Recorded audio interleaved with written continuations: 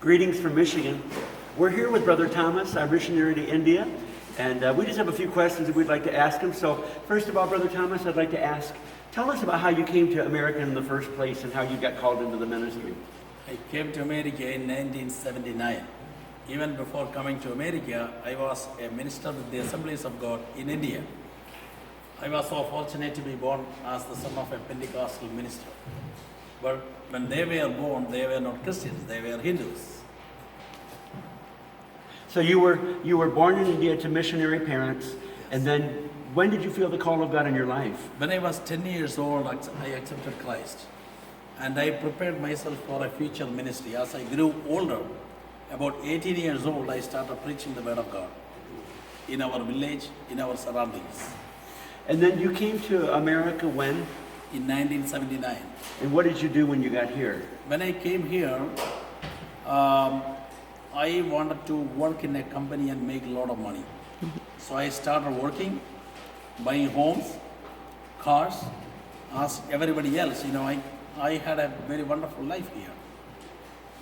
When did you sense God wanted you to transition back to India? I was doing the ministry in India, and as soon as I came here, I wanted to go back. I found out that this is not my place to stay. My mission, my calling is for India, so I need to get back to India. That was my plan.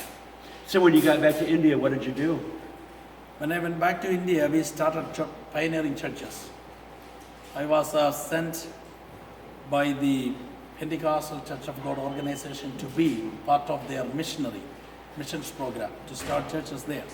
So from very scratch, we started working on establishing churches. And we pioneered 44 Pentecostal Church of God churches at the southern part of India. And I also understand you started churches in other nations as well. Yes, we have 44 churches in one state, and we also have 20 churches in another state. Also, we started a work in the country of Nepal, that is towards the northern region of India. So Nepal is a Hindu-dominated country, and we have 5 churches there. And then Bangladesh also? Also, Bangladesh, that is another nation at the border with India on the northern side, and we have 5 churches. It is a Muslim nation. It is very hard to preach the word of God in that nation. Still, God has enabled us to start 5 churches there. Amazing, amazing. Yes. And then you have all the churches you started, plus you started a Bible school, a medical clinic, Yes. orphanages. Can you tell us a little bit about that? Okay, as soon as I came to this nation, the call on my mind was so heavy. The Lord was pushing me to go back. But the situation back there is very hard to survive. There are so many sick people. There are so many hungry people. So I myself enrolled at Southern Nazarene University in Bethany, Oklahoma. I went there and got my BS degree in nursing. Then I started working as a nurse at St. Anthony Hospital. And I made a lot of money. I raised enough budget.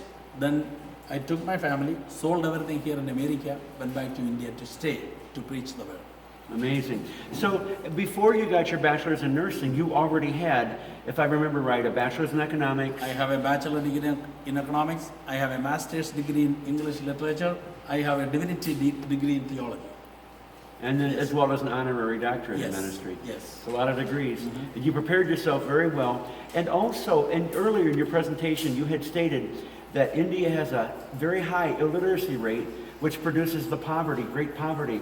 Now, what do you do to help with the poverty? I know you've got programs. What are you doing to help with the poor in India? The basic reason for the poverty is the abandoning of the God, Jehovah God. When you leave God, the curse of God comes upon the nation. Our God doesn't like to go after other gods. God says, I am a jealous God. So, know the real God, and India will be blessed. There will not be any poor people there. But still, majority of the people, they believe and practice Hinduism. They worship many, many gods. As long as they worship so many foreign gods, There will be poverty, there will be all the problems. And then you have the children that suffer. Yes. You have the other people that suffer because of their lack of knowledge of Yes. God. But then you've done some things to help with the poverty, even though their answer is knowing our God. Yeah. You've taken poor kids off the streets. You've Yes. bought children and put them in the orphanage, and you've fed people. Tell us a Yes. little bit about that. We started an orphanage about 16 years ago. And even some people do not want to keep their female children. On the day of birth, they find out that this is a baby girl, they choke the child. They poison that girl. And female infanticide is so prevalent in India. So you can even buy female girls, children. I myself bought a girl for $40. And she is now passed her high school and she is going to college. Also, another boy was bought for 3,000 rupees. That is just about $50. And I bought that from him. He was actually engaged in taking care of the sheep in the jungle. So I went there and bargained with the man and I bought that boy. Amazing.